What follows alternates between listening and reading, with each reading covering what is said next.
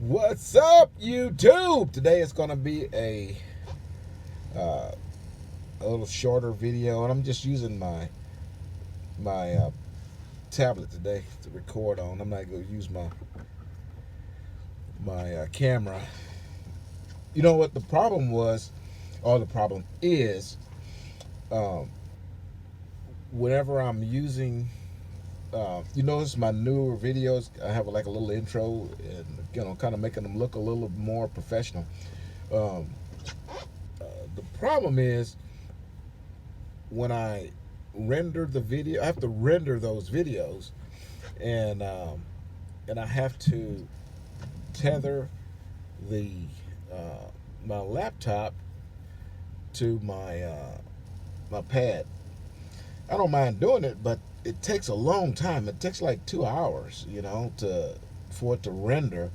Then I have to take it to YouTube and then upload it. So it just takes a lot of time. So today I'm gonna be lazy.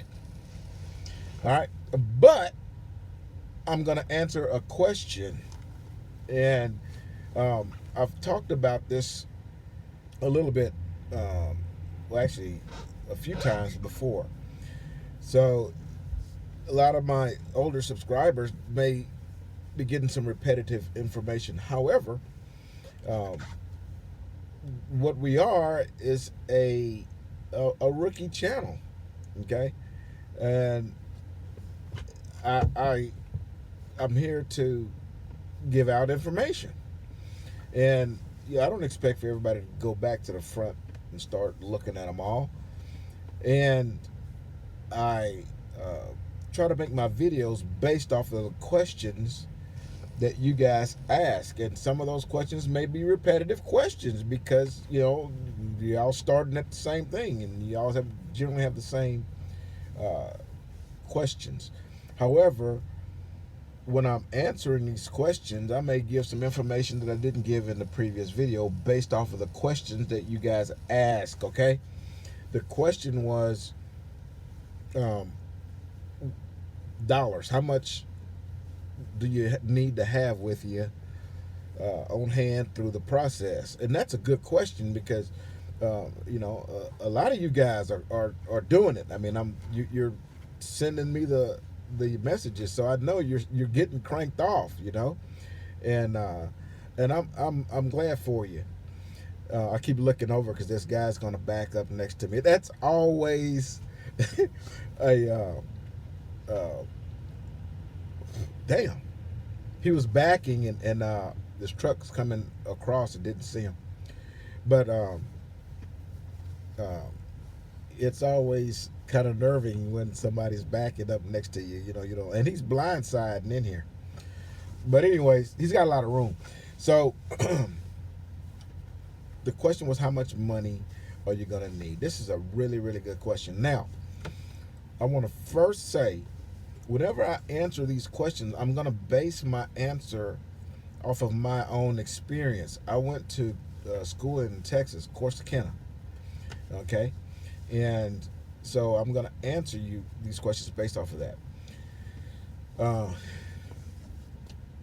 If number one, if you can drive yourself to the school, and so you'll have your own transportation, you're gonna save a lot of money. That's number one.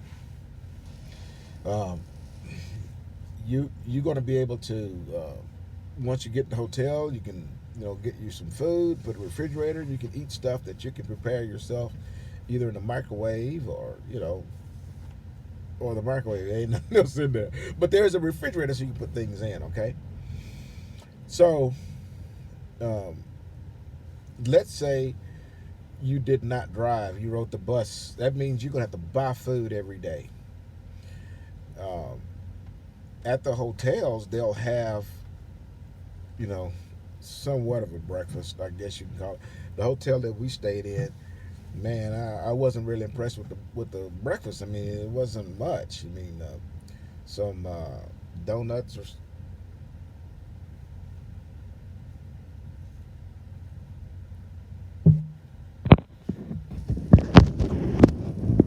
Yeah, look at that. Let's watch this, okay? Let's watch this guy. He's gonna back next to me. Right now, it looks really close. He's probably 2 foot, maybe 1 foot. He's making his correction now. See, he's making his correction. That's about a foot away from me, but he's straightening up. See, he's almost in there. That ain't his first time. The shit. That ain't his first bag. Okay. Um, anyways, so if you ride the bus or fly or whatever, you don't have transportation. You got to buy food every day. So I would count on $30 per day in food. I know that's high, but shit, if you went to McDonald's or something like that, you're gonna spend at least 10. And you got to eat lunch, and you got to eat dinner. But if you can get to a store and buy sandwich stuff and chips and all that kind of stuff to last a week, you can put it in the refrigerator at your hotel room and take your lunch to school with you every day, and that'll save you some money. Okay, so you're gonna be up there. The school is 3 weeks. In between there, you're gonna get a weekend, and that weekend you may be able to go home, and then you can retool when you get to the house. If not, you're gonna be there for that weekend too. So you need to count on at least 21 days of food, times however much you think you want to budget yourself for 2 meals a day. Okay. I would, on top of that, give yourself $10 a day. Maybe not quite 10, or you can round it to like $50 a week. So that would be an additional $150. Okay. You might want to, get out of that hotel and go to a movie or something, something other than sitting in that room the entire time. There's not a lot of studying, okay? If you show up to the school with your permit, then you've already taken the permit part of the schooling, and the permit part is where you're going to do most of the studying. Everything else is going to be taught to you in the classroom. The map reading, how to use the paper log. And before you get there, my advice to you is watch several videos on how to use a paper log. That's another video I might be able to get to you. After this video, the next one will be for how to plan your load, and they're going to teach you that also when you get in there. But you already had that information from me. Kind of help you out, because they have like little exercises that you do. Nothing you take home and do, okay? Except the permit part, when you're trying to pass the DMV test, you got all those questions and stuff you got to work on. So it really, really behooves you to get that done before you go to school, okay? That'll save you a lot of cramming, because that's a lot, man. That's a lot, and you want to pass that. If you don't pass it, you go home. So shit, get it done before you get there.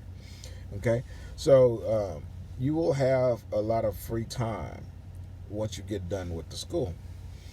So if you can bring some self-entertainment, not that kind of self-entertainment. Okay, I'm talking about movies and stuff like that. There's cable in the rooms. You can watch stuff on there, but that gets bored. You may want to watch stuff on your tablet or something like that. Kind of keep yourself interested.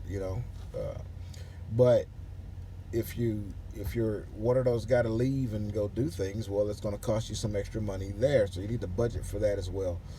But outside of what you need for your personal day, eating and entertainment, you won't need anything for the actual school. You don't give them any money.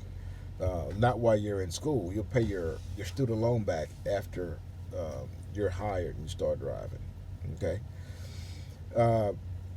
The amount of money, by the way, that you pay for the school the classroom is outside of, well, when you're paying for the student loan and you're paying for lodging. Lodging is separate. Okay. What I'm going to do also, because the amounts changed, the rules changed, and all that good stuff for Swift's academies, since I finished. When I finished, I think my group, or the group right behind me, it was the group right behind me. Actually, it would have been the group that I started with, but I showed up with my shit. So I skipped a week. Basically, I ended up going in with the class that had started. Okay, I went with the class that had been there a week. So it worked out really good for me. Um, but you won't need any money for any of that stuff. What you will need to bring, a flashlight. You don't wear open-toed shoes. And when I go to the next video, I'm gonna have all that information, all that updated information, and I believe some of those rules kind of change a little bit based on which school you go to. Swift School, they all use the same materials, learning materials, but like one of the guys was talking about night driving. We never did any night driving at Corsicana School. I didn't do any night driving until I got in trouble with my mentor.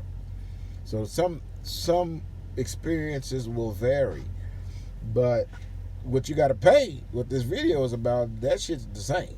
Okay, I mean, the money is the money, and incentives change. I don't know about the sign-on bonus kind of thing. I don't know if that still works, but I'm gonna get all that information from my recruiter, jot it all down, and then do an informative video for that. Okay. Now, I am speaking about Swift transportation.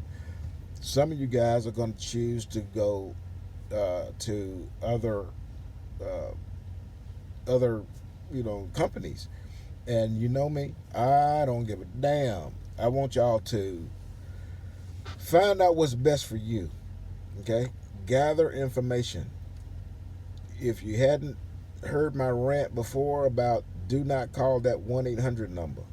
I don't care what company you go for. Do not call the 1-800 number and try to get information. Do not fill out anything online at any company. What you're going to do is find you someone at another company just like myself, just went through the program, and watch a few of their videos and find out if that's somebody that you want to communicate with, and then just get on the on this little feed there and ask him about his recruiter or her recruiter, and if they were favorable, then ask them for that recruiter's information, and you contact the recruiter directly, and the recruiter will then send you the information you need. Okay, that's because when you call that 1-800 number, you're going to get anybody, and it might be somebody that don't know how to communicate. They don't know how to return an email. They don't know how to return a phone call. Not only that, once you get started in the school, you're basically done with the recruiter. So what happens if you have a question after that? Who you gonna call? Ghostbusters? Fuck the shit. That recruiter they already got their money, don't give a damn. So you need to find someone that cares about you. Okay? So that's why I don't want you to call it 1-800. I don't give a shit what company it is. The only company that I would stray away from is CR England. I don't have a personal problem with CR England. I have a problem with them giving you a driver's license with a automatic restriction on it. I don't know that any company is still purchasing manual transmission trucks. I don't. I do know that all these mega carriers that have their own school, that sort of thing, these guys are entry-level companies. They're for guys like us. But after being with them for a while, a year or two, maybe 3 or 4, you might want to move on to greener pastures. You might want to go somewhere where they pay more money. And in that case, they may have equipment that's manual transmission. It might be local equipment or equipment on the yard or whatever, but whatever they have, a reasoning may be, I don't want your ass to have a restriction on your license. And then, and if, when you do that, it limits you. You don't want to be limited, period. Why? Why would you say, I'm gonna go here and I'm gonna get an automatic restriction on my license because I'm only gonna drive automatic? Shit, let me borrow your crystal ball so I can look into my future also. I want to know what the fuck going on in my life 10 years. Well, maybe I don't. Maybe I don't. Shit, every day is a surprise. Surprise, my goddamn ass are driving in New Jersey. It's snowing and nasty. I drove damn near 300 miles at 45 miles an hour. Shit, man. It's horrible. Horrible. I had to take a goddamn 30. My run was 270 miles. I had to take a 30 because I was running out of drive time. I got 2 hours and 27 minutes. I think I got here with about 2 hours and 50 minutes on my 11. And y'all know I don't bullshit. I'd roll. I only stopped for a 30-minute break. So, my future might say that I got to drive in some more goddamn snow. I don't want no goddamn crystal ball. But if you got one and you know that you only gonna drive automatics, go ahead, try it, see how you know. I don't recommend that. I just don't. But to each his own. There's a whole lot of good companies out there to work for. They're all gonna be, heavy over here, light over there. I mean, it's the same shit. Same thing, same trucks, same everything. It's just a different name on the side of them. I just went with Swift because the shoe fit. Okay, so hopefully the shoe will fit for you guys. If you want to come to Swift, in the comment down there, that's this finger, not this one down there. Ask for my recruiter's information, and I'll send it to you. I'll answer it for you down there, and you can call her, and she'll take good care of you. Okay, you won't have to worry about her not calling you back, and she will also give you pertinent information based on the school that you will attend. That school may have restaurants nearby. It may not. You may be at the Phoenix terminal and there's a restaurant in the Phoenix terminal. So you got a cafeteria to eat. You can go buy a big ass hamburger at lunchtime and cut it in half and eat half of it for lunch, half of it for dinner. I don't know. But there's other ways that you can make life a little bit easier on yourself, a little bit less expensive on yourself when you get out of there. But I really didn't count the money that I spent while I was down there. I drove my own car, and I went to the Popeyes and I bought I don't know, I think it was a 10-piece or something, and I shared some with my roommate. But then I ate some for lunch and ate some for dinner. So whatever I spent was actually for 2 meals, and it worked out really good. So I didn't count the money, but if I had to do it again, I would go out there with at least $100 a week. Okay, so you're going for 3 weeks, $300. But do your own math. Consider $15 a meal. And I say that because once you get out here, if you don't have a stove and a microwave and a refrigerator and a damn near full kitchen like I got in here, I cook my own food on the truck. But you know what? I think I threw it away. Hey, I went to I forget what goddamn truck stop. I'm at 20 minutes. I forget what truck stop I stopped yesterday. Damn. They had a Fuddruckers in it. It was a petrol thing.